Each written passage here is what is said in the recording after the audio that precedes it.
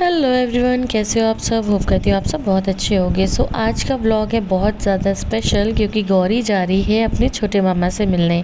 हमेशा वही आता है इससे मिलने के लिए, तो हम लोगों ने प्लान किया कि चलो आज हम लोग चलते हैं। और मुझे भी बहुत टाइम हो गया था वहाँ जाए हुए, क्योंकि जब भी आना होता है तो मैं यहीं आ जाती हूँ और फिर वो चाची चाचा बेटू हम लोगों से मिलने ही आ जाते हैं, तो बहुत रेयर होता है कि हम लोग जा पाएँ। फिर जैसे ही चाची के घर जा रहे थे वैसे ही गौरी हमारे घर चाची की नेबर के यहाँ आ गई। और ये बड़ी स्वीट सी आंटी जी, इन्होंने इतने प्यार से बोला कि बस ये उनके पीछे पीछे लग गई। फिर उनका पूरा घर एक्सप्लोर करने लगी, मंदिर में गई और पूजा करने लगी। फिर आंटी जी ने इसे दिए पैसे और फटाक से उसने ले लिए, कभी नहीं मना करती है, ले लेती है। उसके बाद में मैं इसको लेके आई बाहर और चाची के घर गए, तो बस ये चाची ने इसे तुरंत गोद ले लिया। और अब ये चाची को अच्छे से पहचानने लगी है, मगर ये घर के अंदर नहीं गई क्योंकि इसको बाहर बच्चे दिख गए खेलते हुए, दीदियाँ दिख गई, तो ये भागती भागती वहीं चली गई। तो हम लोग घर के अंदर नहीं गए, बाहर ही वॉक कर रहे थे। फिर बहुत मुश्किल से इसको घर के अंदर लेके आए और ये बेड पे इधर उधर उछलने लगी। फिर ये है इनके छोटे मामा, ये इसके लिए लेके आए चॉकलेट, बड़ी हेल्दी सी चॉकलेट थी। तो कहता दीदी इसको दे दो, इसमें पीनट्स होते हैं, ख़राब नहीं होती। और ये अपने नाना से बातें कर रही थी, क्योंकि फ़ोन पे तो बात थोड़ी बहुत कर भी लेती है, सामने तो ये बहुत ज़्यादा डर जाती है। सब्सक्राइब करिए, लाइक करिए, शेयर करिए। गौरी को पता नहीं कहाँ से पेंसिल मिल जाती है, इसने उठाई पेंसिल और दीवारों पे पेंट करना शुरू कर दिया। फिर मामा जी ने भी इनको दो दो पेंसिल दे दी कि लो गौरी और अच्छे से पेंट करो। और ये है मेरा क्यूटी, बहुत बहुत दिन पे इससे मिलना होता है, तो जितना ज़्यादा दुलार हो सकता है उतना ज़्यादा दुलार हो जाता है इसके साथ में। अभी नानी के अपने मेकअप करी है, कभी बिंदी लगा रही है, कभी लिपस्टिक लगा रही है। कुछ लोगों से ना कभी कभी ऐसा बच्चों का बॉन्ड हो जाता है कि बहुत रेयर मिलना होता है, मगर एक बॉन्ड ऐसा बन जाता है कि कभी भी मिले तो बहुत लगाव सा हो जाता है। चाची के साथ, इसके साथ, चाची के साथ गौरी का ऐसा ही है।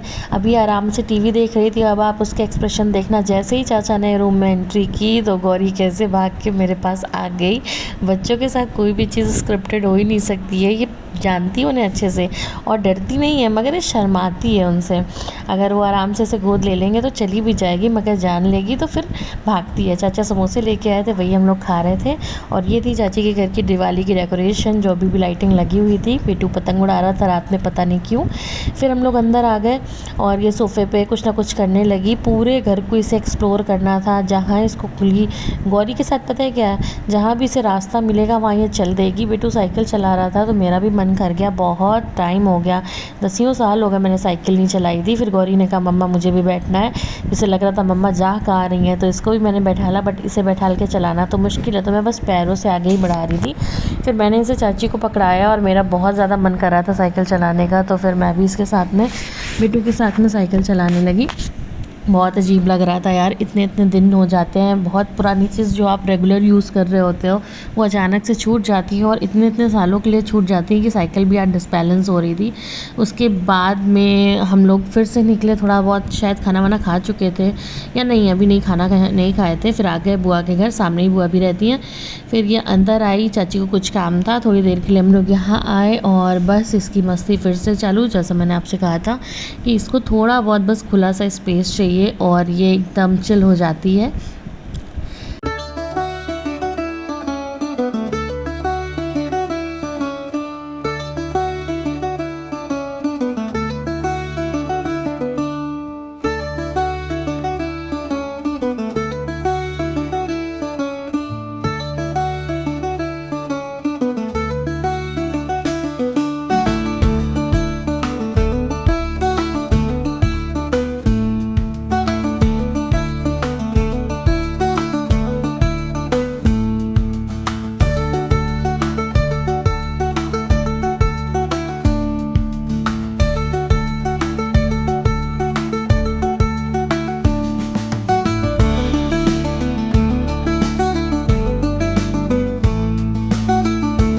कुछ चीज़ें ना बच्चे बड़ी अचानक से करने लगते हैं जो उन्होंने कभी नहीं की होती है। जैसे आज गौरी ने क्या किया, डाइनिंग पे खड़ी होके बार बार आवाज़ लगाई थी चम्मच पकड़ के, खाना दो खाना दो।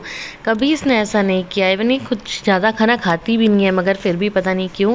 फिर चाची ने मुझे खाना लगा दिया और मैंने जल्दी जल्दी से खाना खा लिया, क्योंकि गौरी को अब आ रही थी नींद और वैसे तो वो ड्रामा ही कर रही थी नींद का कि मम्मा निन्नी मम्मा निन्नी। पहले तो हम लोगों को लगता था कि हाँ अगर ये मम्मा निन्नी कह रही है मतलब इसको नींद आ रही होगी, मगर फिर हम लोगों ने जब ट्राई किया कि नहीं ये थोड़ा सी नौटंकी भी करती है, झूठ बोल देती है।